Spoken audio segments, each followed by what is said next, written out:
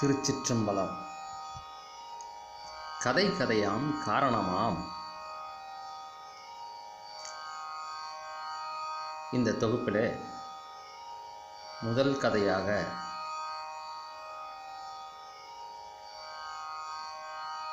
பித்தா பிறைசூடி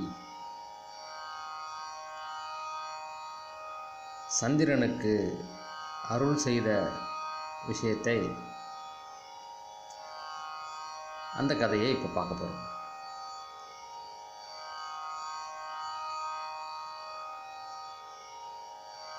பிரம்மனுடைய கட்டை விரலிலிருந்து தோன்றியவன் தக்ஷ பிரஜாபதி, தக்ஷன்.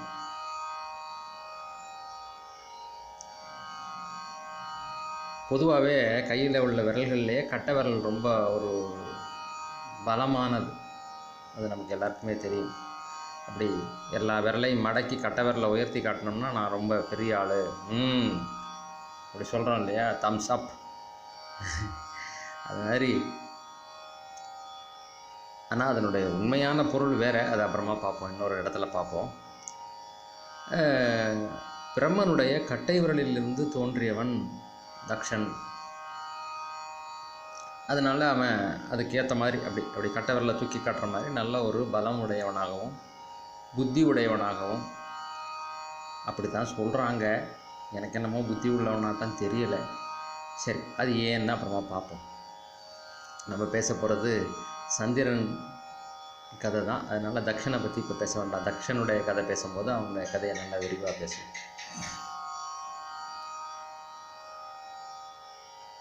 அந்த தக்ஷன்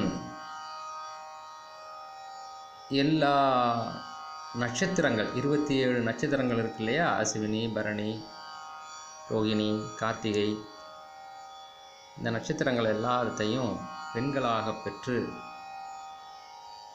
வளர்த்து வர்றான். தன்னுடைய மகள்களாக பெற்றெடுத்து அவங்களெல்லாம் வளர்த்துட்டு வர்றான். அந்த திருமணம் செய்து வைக்கக்கூடிய பருவம் வந்த உடனே அந்த பிள்ளைங்கக்கிட்ட கேட்குறான், உங்களுக்கு யாரை பிடிச்சிருக்கு சொல்லுங்கள், அவங்களுக்கு நான் நல்ல விதமாக கல்யாணம் பண்ணி வைக்கிறேன் அப்படின்ட்டு. எல்லா பிள்ளைங்களும் கோரஸாக சொன்னிச்சுங்க, எனக்கு சந்திரனை தான் பிடிச்சிருக்குது, நாங்கள் அவரை தான் கல்யாணம் பண்ணிக்குவோன்னுட்டு. ஏன்னா ஒரு பழமொழி சொல்லுவாங்க, இனத்தை இனம் பார்க்குமாம். இனத்தை தான் பார்க்கும், இனத்தோடு தான் சேரும் அப்படின்னு ஒரு பழமொழி உண்டு. இந்த நட்சத்திரங்களெல்லாம் நட்சத்திர குடும்பத்தை சேர்ந்தவர்கள் இல்லையா, அந்த அஸ்வினி, பரணி எல்லாம் நட்சத்திர குடும்பத்தை சேர்ந்தவர்கள். நல்லா பளிர்னு வெளிச்சமாக இருக்கக்கூடியவங்க. இப்போ அதுலேயே நல்ல பளிச்சுன்னு இன்னும் நல்ல பவுடர்லாம் போட்ட மாதிரி பலன்னு ஒருத்தர் தெரிகிறாரு. உடனே இந்த பிள்ளைங்களுக்கெல்லாம் அவரை பார்த்த உடனே காதல். பொதுவாகவே சந்திரனுக்கு எல்லாத்தையும் மயக்கக்கூடிய தன்மை உண்டு. அந்த மாலை நேரத்தையே மயங்கும் நேரம், மயக்கும் மாலை பொழுது, நிறையா அது மாதிரிலாம் சொல்லுவாங்க. சந்திரனுக்கு அந்த மனம் சம்பந்தப்பட்டவன், மனோகாரகன் அவருக்கு பேர். அதனால் அவர் மனத்தை மயக்கக்கூடிய ஒரு சிறப்பு தன்மை உடையவர் சந்திரன். அதனால் இந்த 27 பிள்ளைங்களும் அவரை பார்த்து மயங்கி நாங்கள் அவரையே கல்யாணம் பண்ணிக்கிறோம் அப்படின்னு சொல்லி சொன்னோடனே, சரி ரைட்டு வா அப்படின்னு சொல்லி சந்திரனை கூப்பிட்டு, இந்த பாருப்பா, என் பிள்ளைங்க எல்லாரும் உன்னை கல்யாணம் பண்ணிக்கணும்னு ஆசைப்பட்றாங்க, அதனால் இந்த 27 பிள்ளைங்களையும் உனக்கே கல்யாணம் பண்ணி வைக்கிறேன். நம்ம இதில் சொல்லுவோம் இல்லையா, ஆனந்தா என் கண்ணையே உங்ககிட்ட ஒப்படைக்கிறேன். அங்கே 27 பிள்ளைங்க இருக்குது, கண்ணுன்னு சொல்ல முடியாது. இந்த 27 பிள்ளைங்களையும் உங்ககிட்ட ஒப்படைக்கிறேன். இதுங்க கண் கலங்காமல் நல்ல விதமாக சந்தோஷமாக வாழ்கிறதுக்கு நீ நல்ல விதமாக வச்சு பார்த்துக்கணும், அவங்க சந்தோஷமாக இருக்கிற மாதிரி நீ வச்சு பார்த்துக்கணும் அப்படின்னு சொல்லி கொடுக்குற. இவனுக்கு என்ன ஜாக்பாட் மாதிரி தானே, இடையில திடீர்னு கிடச்ச மாதிரி தானே. இவன் என்ன யார் மேலேயாவது ஆசைப்பட்டானா, இல்லை ஒரு மண்ணும் கிடையாது. திடீர்னு பார்த்தா 27 பிள்ளைங்க கல்யாணம் வைக்கிறாங்க. ஓகே, நல்லது, ஜாலி. ஏன்னா இவன் போய் அவங்களுக்காக கஷ்டப்பட போகிறதில்ல, எல்லா பிள்ளைங்களுக்காகவும் சம்பாரித்து போடணும், குழந்தை குட்டிகள்லாம் பிறந்துச்சுன்னா பார்க்கணும், ஸ்கூலில் கொண்டு போய் சேர்க்கணும் அப்படின்னு நிறையா பிரச்சனை இருந்துச்சுன்னா அவன் பயந்துருப்பான். இதெல்லாம் நமக்கு சரிப்பட்டு வராதுங்க சாமி, என்னை ஆள விடுங்க, நான் கொஞ்சம் ஸ்டடி ஆகிட்டு வரேன்னு சொல்லுவான். அப்படிலாம் ஒன்றும் வேலையே கிடையாது. தக்ஷன் வந்து என்ன வேணுமோ அதெல்லாம் கொடுக்க போகிறான். மாமனார் வீட்டிலேருந்தே எல்லாமே வந்துடும். அதனால் இதை வச்சுக்கிட்டு 27 பிள்ளைங்களையும் வச்சுக்கிட்டு நல்லா சந்தோஷமாக வாழலாம்.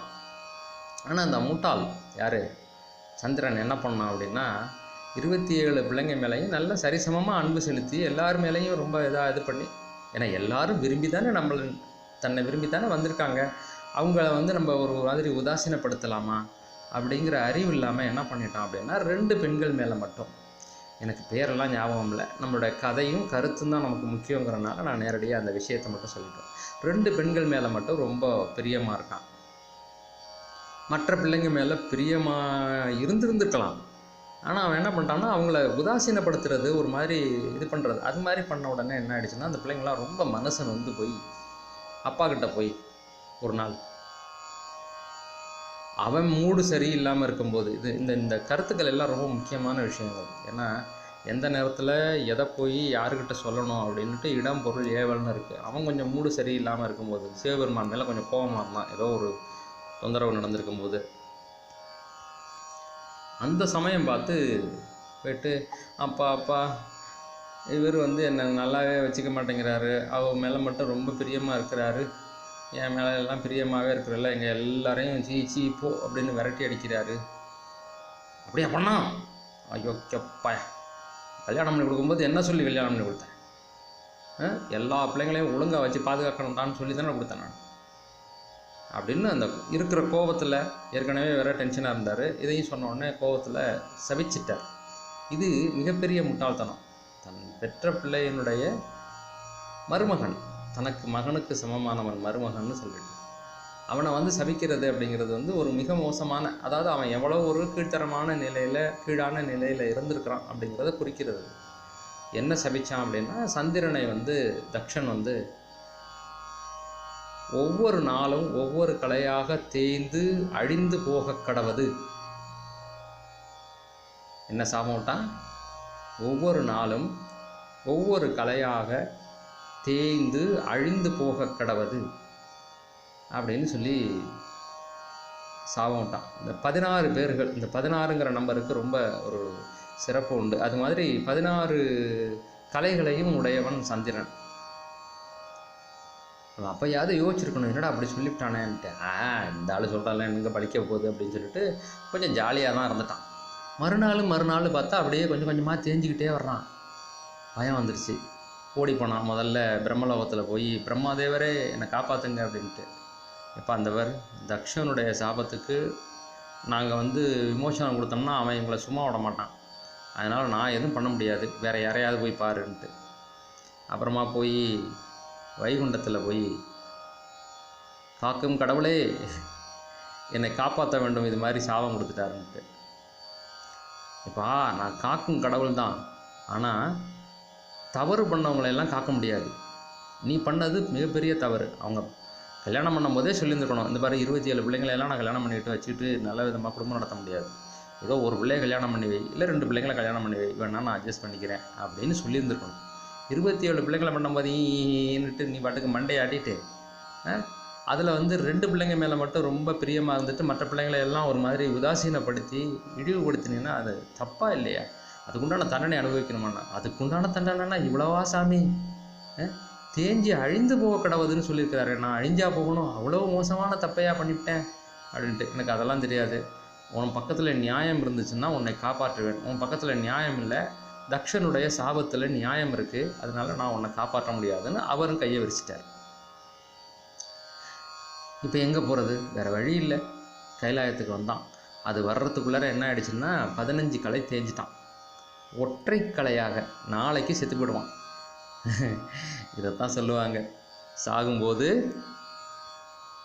சங்கரா சங்கரான்னு சொன்னான் அப்படின்னுட்டு. சாக போகும்போதாவது சங்கரா சங்கரான்னு சொன்னால் பரவாயில்லை, வந்து பெருமானே இந்த மாதிரி என்னை சபிச்சிட்டாரு, நான் எதுவும் பெருசாக தப்பு பண்ணலை, நான் பண்ண தவறுகளையெல்லாம் உணர்ந்து மன்னிச்சுங்க, என்னை மன்னித்து எனக்கு வாழ்வு கொடுக்கணும் அப்படின்னு சிவபெருமானுடைய திருவடியில் வீழ்ந்து வணங்கினான். பெருமான் அவனை காக்கும் பொருட்டு அவனை தூக்கி தலையிலே சூடிக்கொண்டார். இதுதான் பித்தா பிறை சூடி. இதனுடைய தொடர்ச்சியில் இதனுடைய கருத்துக்களை பற்றி சொல்ல போகிறோம். யாராவது காலில் விழுந்தவனை தூக்கி தலையில் வச்சுக்குவாங்களா? காலில் விழுந்தால் என்ன பண்ணுவாங்க? என்னப்பா நல்லா இரு, ஆசீர்வாதம் பண்ணலாம். இல்லை ஏதோ ஒரு உதவின்னு வந்து காலில் விழுகிறான், அவனுக்கு என்ன உதவிகள் வேணுமோ அதை செஞ்சு போ அப்படின்னு சொல்லலாம். காலில் விழுந்தவனை தூக்கி தலையில் வச்சுக்குவாங்களா யாராவது? இந்த கேள்வியை வச்சு தான் அவர் கேட்குறாரு, ஏன்னா பைத்தியக்காரா, காலில் வந்து விழுந்தவனை தூக்கி தலையில் வச்சுக்கிட்டு இருக்கிறிய பித்தா பிறை சூடி பெருமானே அருளாளா, அப்படி காலில் விழுந்தவனை தூக்கி தலையில் வச்சுக்கக்கூடிய பெருமானே எனக்கு நீ அருள் செய்வாயாக அப்படின்னு சுந்தரமூர்த்தி சுவாமிகள் பாடுகிறார் என்று சொல்லி இந்த பகுதியை நிறைவு செய்கிறேன். அடுத்த பகுதியில் இந்த கதையினுடைய காரணமும் கருத்தும் எமக்கு தெரிந்த விளக்கமும், அது இல்லாமல் நிறைய இடத்துல சந்திரனுக்கு அருள் செய்த திறமை நம்முடைய திருமுறைகளிலே சொல்லப்பட்டிருக்குது. அதுக்கான ஆதாரங்களோடு அடுத்த பகுதியிலே பேசுகிறோம். திருச்சிற்றம்பலம். கதையாம் காரணம் இந்த தொகுப்பிலே முதல் கதையான பித்தா பிறை சூடி என்பதனுடைய கருத்து, விளக்கம், ஆதாரம். முதல்ல பித்தா பிறை சூடி அப்படிங்கிறதனுடைய விளக்கம் என்ன அப்படின்னு பார்த்தோம்னா,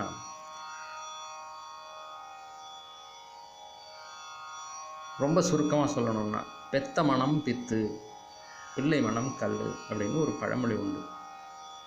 பெத்த மனம் பித்துன்னா என்ன பொருள் அப்படிங்கிறது உங்களுக்கு நல்லாவே தெரியும். அதாவது மிகுந்த அன்பு உடையவர்கள் பைத்தியம் மாதிரி இருப்பாங்க. அவன் என்ன செஞ்சாலும் சரி, போயிட்டு போகிறான், ஏதோ தெரியாமல் செஞ்சிட்டான், ஏன்னா பைத்தியக்காரனே அவன் முட்டாள்தனமாக பண்ணிகிட்டு இருக்கிறான், அது பரவாயில்லைங்கிற. இப்படித்தான் இறைவன் நம்மேல் மிகுந்த அன்பு கொண்டிருக்கிறார், பைத்தியமாக இருக்கார். அதனால தான் பித்தன். ஏன்னா எப்படியாவது இந்த உயிர்கள் எல்லாம் ஓய்வு பெற்று தன்னுடைய திருவடிகள் அவங்க எல்லாம் சந்தோஷமாக இருக்கணும், ஆனந்தமாக இருக்கணும். அதுகள் முதல்ல புரிஞ்சுக்கணும், தன்னைத்தானே புரிஞ்சுக்கிட்டு வரணும் அப்படிங்கிறது. இதுக்கு அடிப்படை சைவ சித்தாந்தம் இருக்குது. அது படித்தா தான் அது நல்லா புரியும். இருந்தாலும் நமக்கு தெரிஞ்சதை சுருக்கமாக எல்லோரும் ஓரளவாவது அதை பற்றி என்னன்னு யோசிக்கக்கூடிய அளவுக்கு நம்ம சொல்லிட்டு வரோம். ஆக இறைவன் ஆன்மாக்களாகிய நம்ம மேலே கொண்ட மிகப்பெரிய கருணையினால், பெரும் கருணையினால் நமக்கு இந்த உலகம் தந்து, உடல் தந்து, உயிர் தந்து, இந்த வாழ்க்கையை தந்து, இதில் நிறைய அனுபவங்களை பெற்று, இதெல்லாம் ஒன்றும் இல்லை, இதெல்லாம் எதுக்காக கொடுத்துக்கிறாருன்னு நீயே யோசித்து, இதுலேருந்து நம்ம நிறைய கற்றுக்கணும், இது நமக்கு தெரிஞ்சுக்கணுங்கிறதுக்காகத்தான் கொடுத்துக்கிறாரு. அனுபவத்தினால் அறிவு விளக்கம் பெற்று இறைவனை அறிந்து அவன் திருவடியை அடைந்து என்னாலும் இன்புற்று இருக்க வேண்டும் என்கிற உயரிய நோக்கத்திலே தரப்பட்டது தான் இந்த உலகமும் வாழ்க்கையும் என்பதை உணர்ந்து கொள்வதற்காகத்தான் நிறைய விஷயங்களை செய்துக்கிட்டே இருக்கிறார். இதை தொடர்ந்து செய்துக்கிட்டே இருக்கிறார்.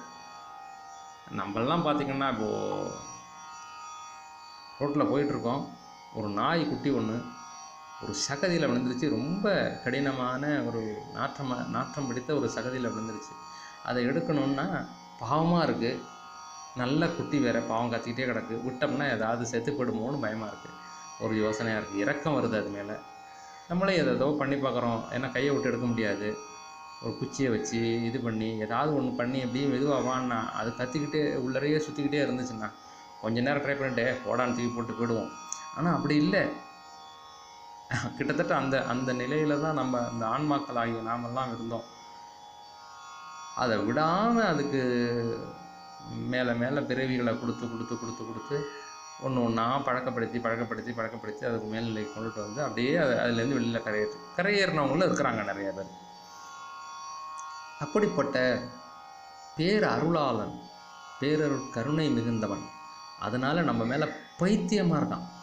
பித்தா பிறை சூடி பெருமானே அருளாளா, அப்படி காலில் விழுந்தவனை தூக்கி தலையில் வச்சுக்கிட்டேன்.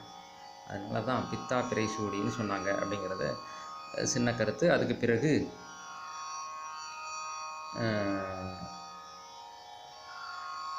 சந்திரன் கதையில் வரக்கூடிய கருத்து என்னன்னு பார்த்தோம்னா, பொதுவாக பார்த்திங்கன்னா ஆன்மீக ரீதியாக பார்த்தோம்னா இறைவன் சூரியன் சந்திரன்னு ரெண்டை படைச்சிருக்கிறதனுடைய நோக்கம் என்னென்னா, தெரியணும் மனிதர்களாக பிறந்தவர்களுக்கும் எந்த உயிரினமாக இருந்தாலும் சரி. மற்ற உயிரினங்களுக்கெல்லாம் இது சிந்திக்க தெரியுதா என்னன்னு தெரியல. நம்ம எல்லோரும் சொல்லிக்கிட்டு இருக்கிறோம் மற்ற எதுவும் சிந்திக்கிறதில்ல, நம்ம தான் சிந்திக்கிறோம்னு சொல்லிட்டு நம்மளே ஏமாற்றிக்கிட்டு இருக்கிறோம். இருந்தாலும் சிந்திக்கக்கூடிய எந்த உயிரினமும் இது என்னது, இது ஏதோ சூரியன் ஒன்று வருது, அப்புறமா பார்த்தா சந்திரன் ஒன்று வருது அப்படின்னு யோசிக்க ஆரம்பிச்சிருச்சுனாலே அதுக்கு அந்த உண்மைகள் புரிய ஆரம்பிச்சிடும். அதாவது சூரியன் என்பது சிவபெருமானையும் சந்திரன் என்பது ஆன்மாவையும் குறிக்கிறது. இந்த சந்திரன் சூரியனுடைய ஒளியினாலே பிரகாசிக்கக்கூடியது. சூரியனுடைய ஒளி அதன் மேல் சரியாக படவில்லை என்றால் அது இருக்கிற மாதிரியே தெரியாது. இதுதான் சைவ சித்தாந்தத்தினுடைய அடிப்படை கருத்து. என்ன சொல்லுது சைவ சித்தாந்தம் அப்படின்னா, ஆன்மா அறிவித்தால் மட்டுமே அறியக்கூடிய அறிவை உடையது. ஆனால் பதியாகிய சிவம் யாரும் அறிவிக்காமலே தானாகவே எல்லாவற்றையும் அறியக்கூடிய திறன் உடையது. அப்போது சூரியனுக்கு தானாகவே பிரகாசம் இருக்கிறது. சந்திரனுக்கு ஒளி பட்டால் மட்டுமே ஒளியை திருப்பி தரக்கூடிய ஒரு. அப்போது என்ன நடக்குது அப்படின்னா, இந்த ஆன்மாக்கள் ஓய்வு பெற வேண்டுங்கிறதுக்காக இறைவன் 24 தத்துவங்களான உடம்பு கொடுத்து இந்த உலகத்துக்கு அனுப்புகிறார். எப்படி தக்ஷன் 27 பொண்ணுங்களை சந்திரனுக்கு கல்யாணம் பண்ணி வச்ச மாதிரி. அப்போ இந்த 24 தத்துவங்களையும் இந்த ஆன்மாவாகிய நாம் பயன்படுத்தி அதிலிருந்து நல்ல சந்தோஷமாக இருக்கலாம். இந்த 24 தத்துவங்களையும் பயன்படுத்தியே நம்ம ரொம்ப சந்தோஷமாக இருக்கலாம்.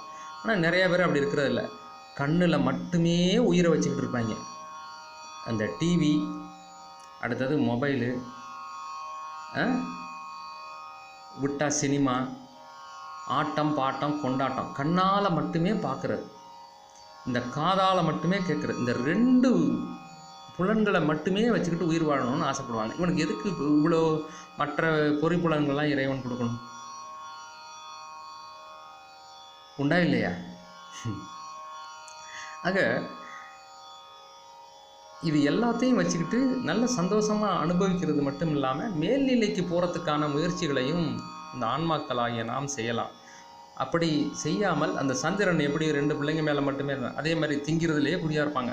தின்னுவான் தூங்குவான். இப்படி ஒரு சிலர் இருப்பான். இப்போ அவனுக்கு வெறும் வாயை மட்டும் படைச்சி ஒரு மண்புழுவாக படைச்சி போட்டுருக்கலாமே. அது என்ன பண்ணுது? பெருசாக ஒன்றும் உழைக்கிறதில்ல. மண்ணை தின்னுக்கிட்டே இருக்கும், வெளியில் கழிவை தள்ளிட்டு அது பாட்டுக்கு தூங்கிட்டு இருக்கும், அவ்வளோதான். அதே மாதிரி தான் இப்போ அடுத்த லெவலில் அதுதான் பண்ணுவார் சுவாமி. பட் இருந்தாலும் மனிதனாக பிறந்த நாம் எல்லாம் இந்த சந்திரனுடைய கதையிலிருந்து தெரிந்து கொள்ள வேண்டியது, புரிந்து கொள்ள வேண்டியது, உணர்ந்து கொள்ள வேண்டிய தத்துவம் என்னவென்றால், இறைவன் நமக்கு 24 தத்துவங்களினால் ஆன இந்த தனு கரண புவன போகங்களை எல்லாம் படைத்து கொடுத்து இதெல்லாம் கொடுத்துருக்கிறதுடைய காரணம் என்னென்னா, இதன் மூலமாக வரக்கூடிய எல்லாவற்றினாலும் வரக்கூடிய விஷயங்களினால் அனுபவம் பெற்று, அந்த அனுபவத்தினாலே அறிவு முதிர்வு பெற்று, அந்த அறிவினாலே ஞானத்தை நோக்கி இறைவன் திருவடியை நோக்கி சென்று நம் உய்ய வேண்டும் அப்படிங்கிற உயர்ந்த நோக்கம்தான். அப்படி செய்யலைன்னா என்ன ஆகும் அப்படின்னா, தக்ஷனுடைய சாபம் எப்படி சந்திரன் மேல் வந்ததோ அது மாதிரி நாம் சரியாக செய்யாததுனால அந்த விதி, தக்ஷனுக்கு விதின்னு ஒரு பேரும் உண்டு. 10ஆம் திருமுறை திருமந்திரத்தில் திருமூலர் இதை குறிப்பிடுறார், விதின்னு சொல்லிட்டு அந்த வார்த்தையை குறிப்பிடுறார். அதை நான் அந்த ஆதாரங்கள் சொல்லும் போது சொல்கிறேன். அப்போ என்ன பண்ணுதுன்னா, இவர் கொண்டுட்டு வர்றாரு, ஒரு குறிப்பிட்ட விதிக்கு உட்பட்டு நாம் எல்லாரும் எல்லா காரியங்களையும் செய்ய வேணும். அப்படி நம்ம சரியாக செய்யலை அப்படின்னா அந்த விதியை என்ன பண்ணணும்னா நம்மளை தண்டிக்கும். இதுதான் வந்து தக்ஷனுடைய சாபம். அப்போது என்ன நடக்குதுன்னா, இறைவன் நம்மளை தண்டிக்கலை. ஆனால் என்ன நடக்குது அப்படின்னா, அவர் கொடுத்ததை நம்ம சரியாக பயன்படுத்தாதனால அந்த விதியானது நம்மளை தண்டிக்கிறது. விதி நம்மளை தண்டிக்கும் போது அப்போயாவது அறிவு வந்து அந்த சாக போகிற காலத்துலையாவது சங்கராங்கிற மாதிரி இவன் 16 கலைகள்லையும் 15 கலைகள் தேய்ந்து போய் கடைசியாக ஒற்றை கலையாக போய் சிவபெருமானுடைய காலில் விழுகிறான். அப்படியாவது நம்ம போய் சிவபெருமானே நீ தான் எல்லாம், நீ தான் என்னை காப்பாற்றணும் அப்படின்னு சொல்லி அவனுடைய திருவடியில் விழுந்து வணங்கினால் நம்மை நிச்சயம் இறைவன் காத்து உய்விப்பார். அவர் என்ன பண்ணார்னா, தூக்கி தலையில் வச்சுக்கிட்டு சொன்னார், அவனுடைய சாபத்தினாலே தேய்ந்து அழிந்து போவது போல் தோன்றினாலும் யாம் உம்மை சூடிக்கொண்டதனால் மறுபடியும் வளர்ந்து முழுமையடைவாய். இப்போ தக்ஷனுடைய சாபம் தேஞ்சு போவேன், நான் உனக்கு அருள் செய்ததுனால மறுபடியும் வளர்ந்து முழுமையடைவேன். ஆகவே என்ன பண்ணனா, தேய்ந்து வளர்ந்து தேய்ந்து வளர்ந்து தேய்ந்து வளர்ந்து ஆனால் அழியாமல் நீ இருந்து கொண்டே இருப்பாய். இதுதான் வந்து சிவபெருமான் சந்திரனுக்கு அருள் செய்த விதம். அதுக்கு ஆதாரங்கள் அப்பர் பெருமான் அருளிய 4ஆம் திருமந்திரத்தில் 77வது பதிகத்தில் 4வது பாடல், சந்திரன் சடையில் வைத்த சங்கரன் சாமவேதி அந்தர தமரர் பெம்மான் ஆனல் வெல்லூர்தியான் தன் மந்திரம் நமச்சிவாய ஆகநீர் அணிய பெற்றால் வெந்தரும் வினையும் நோயும் வெவ்வடல் விலகிட்டன்றே. இங்கே சிவபெருமானுடைய பெருமைகளை சொல்றதுனால சந்திரனை தலையில் சூடிக்கொண்டதனுடைய காரணத்தை மட்டுமே அவர்கள் சொல்லுவார். சந்திரனை சூடிக்கொண்டதை மட்டுமே சொல்லுகிறார்கள் தவிர சந்திரனுடைய கதையை ரொம்ப விரிவாக நம்முடைய திருமுறைகளிலே பேசவில்லை. ஆனால் என்ன பண்ணியிருக்காங்க அப்படின்னா, நம்ம கந்த புராணத்தை எடுத்து படித்தோம்னா சந்திரனுடைய கதை மிக விரிவாக, அது கதை, இது வந்து போற்றி துதித்து பாடக்கூடிய தோத்திர பாடல்கள். ஆகையினால இங்கே வந்து கதைக்கான ஆதாரம் ஒரு சிறு சிறு தீற்றுகளாக மட்டுமே குறிப்பிடப்பட்டிருக்கும்.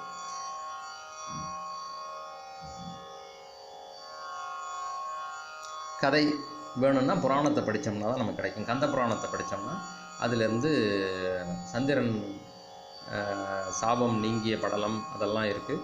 அதில் நீங்கள் நல்லா விரிவாக படிக்கணும் அப்படின்னு ஆசைப்பட்டீங்கன்னா அதுக்கான புத்தகங்கள் இருக்குது, அதில் படிக்கலாம். இப்போது அடுத்த ஆதாரம், நிறைய ஆதாரங்கள் இருக்குது. ஆனால் எல்லாம் வந்து சின்ன சின்னதாக தான் இருக்குது. இப்போ நம்ம பிறை பித்தா பிறை சூடி அப்படின்னு தலைப்பு எடுத்துக்கிட்டோம் இல்லையா, அது மாதிரி சும்மா பிறை சூடிய பெருமானே அப்படின்லாம் இருக்குது. இப்போது இன்னொரு ஆதாரம் ஒரு இதுக்காக கொடுக்குறேன் நான். 6ஆம் திருமுறை திருநாவுக்கரசர் அருளிய 6ஆம் திருமுறையில் 20வது பதிகத்தில் 2வது இதில் ஒரு வரி,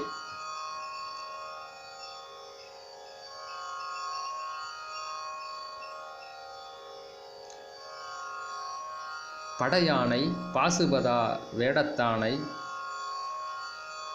பண்டு அணங்கற்கு பார்த்தானை பாவமெல்லாம் அடையாமை காப்பானை அடியார்தங்கள் அருமருந்தை ஆவாவென்று அருள் செய்வானை சடையானை சந்திரனை தரித்தான் தன்னை சங்க முத்தனைய வெள்ளை ஏற்றின் நடையானை.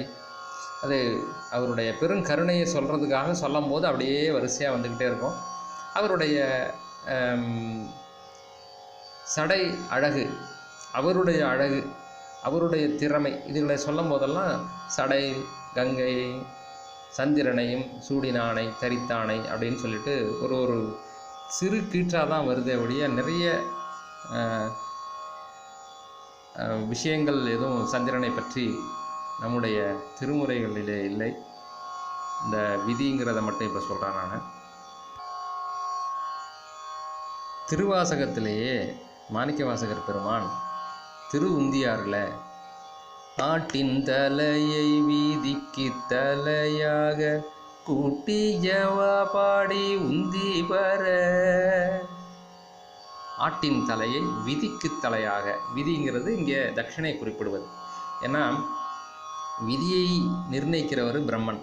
பிரம்மனுடைய புதல்வனாக இருந்த தட்சனை விதி என்றும் குறிப்பிடுகிறார்கள். அதை இவரும் சொல்லியிருக்கிறாரு. அது எனக்கு உடனடியாக கிடைக்கல.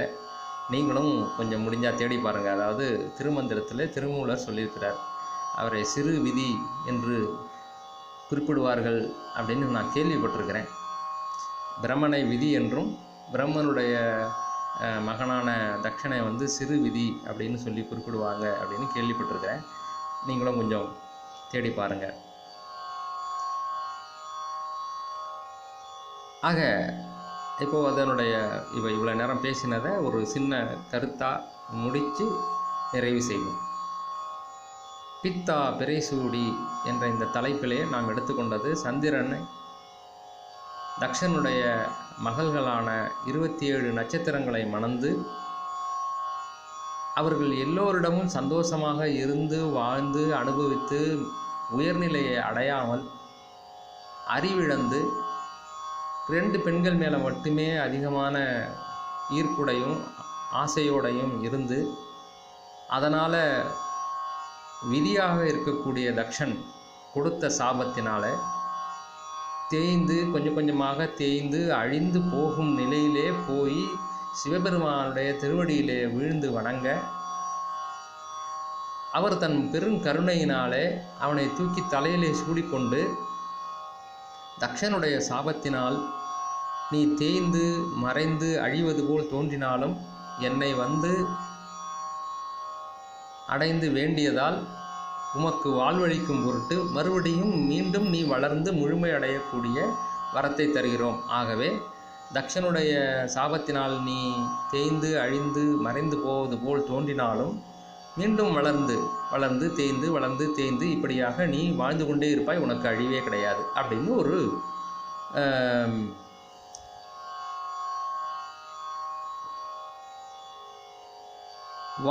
பெருவாழ்வை சந்திரனுக்கு சிவபெருமான் தருகிறார். நம்மளுடைய அப்பர் பெருமான் பாடிய சொற்றுணை வேதியன் பாடலில் கூட திங்கட்கு அருங்கலம் திகழும் நீன்முடி நங்கட்கு அருங்கலம் நமச்சிவாயவை, அந்த பாடலை முழுசாவே சொல்லிடுவேனே. வெந்த நீர் அருங்கலம் விரதிகட்கெல்லாம் அந்தணர்க்கு அருங்கலம் அருமறை ஆரங்கம் திங்களுக்கு அருங்கலம் திகழு நீன்முடி நங்களுக்கு அருங்கலம் நமச்சிவாயவை. களம் அப்படின்னு இங்கே சொல்கிறது தண்ணியில் விழுந்தவனை காப்பாற்றுறதுக்கான கப்பல் மாதிரி களம். அப்போது சந்திரனுக்கு அவனை காப்பாற்றக்கூடிய களமாக கப்பலாக இருந்தது எது அப்படின்னா சிவபெருமானுடைய திருமுடி. அந்த திருமுடியில் போய் இருந்ததுனால அவன் என்றைக்கும் அழியாத நிலையை பெற்றான் அப்படிங்கிற அந்த கருத்தை அவர் அங்கே பதிவு செய்கிறார். இப்போது கதையை சுருக்கமாக பார்த்தாச்சு. இதனுடைய கருத்து என்ன அப்படின்னா 24 தத்துவங்களினாலான தனு கரண புவன போகங்களை எல்லாம் பெருமான் நாம அதன் மூலமாக அதை அனுபவித்து அனுபவத்தின் மூலமாக அறிவு விளக்கம் பெற்று அறிவு விளக்கம் பெற்றதுனால இது என்ன ஏதுன்னு சொல்லி அதை பற்றி யோசித்து அதை பற்றி நல்லா தெரிந்து கொண்டு இதனுடைய உண்மை பொருட்களை புரிந்து கொண்டு எல்லாரும் தன்னை சேர்ந்து உயிர்ந்து அவங்க எல்லாரும் பொழைச்சிக்கணும், தன்னை போல எல்லோரும் எப்போதும் சந்தோஷமாக சதா ஆனந்த நிலையிலே இருக்க வேண்டும் என்கிற அருளினாலே தான் இறைவன் இதையெல்லாம் படைத்திருக்கிறான் அப்படிங்கிறத உணர்த்துறதுக்காகத்தான் சந்திரனையும் சூரியனையுமே படைச்சிருக்கிறாரு. அப்பா அம்மாவை படைச்சதுமே ஒரு காரணம் இருக்குது. அதையும் ஒரு கதையில் பார்ப்போம். இந்த சந்திரனையும் சூரியனையும் இறைவன் படைத்திருப்பதனுடைய காரணம் என்னவென்றால் இது என்னது, இது ஏன் இப்படி ஆகுது அப்படின்னு அவனுடைய ஒவ்வொரு மனிதனுடைய அந்த உள் உணர்வானது கேள்விகளை கேட்டு அதை பற்றி தெரிந்து கொண்டு, ஓ இப்படித்தான் இறைவன் நமக்கு அருள் செய்கிறாரா, அப்போ நம்மளும் சந்திரனை மாதிரி போய் இறைவனுடைய திருவடியிலே விழுந்து உய்வு பெற வேண்டும் என்கிற உண்மையை விளக்குவதற்காக தந்த கருத்தாக்கத்தினுடைய இது கதையாக வச்சுக்கிட்டாலும் சரி, இல்லை உண்மைன்னு ஏற்றுக்கொண்டாலும் சரி, அவரவர்கள் பக்குவ நிலைக்கு ஏற்ப இதுதான் கருத்து என்று எமக்கு தெரிந்த வகையிலே சொல்லி இத்துடன் இந்த பகுதியை நிறைவு செய்கிறோம். நன்றி, வணக்கம். திருச்சிற்றம்பலம்.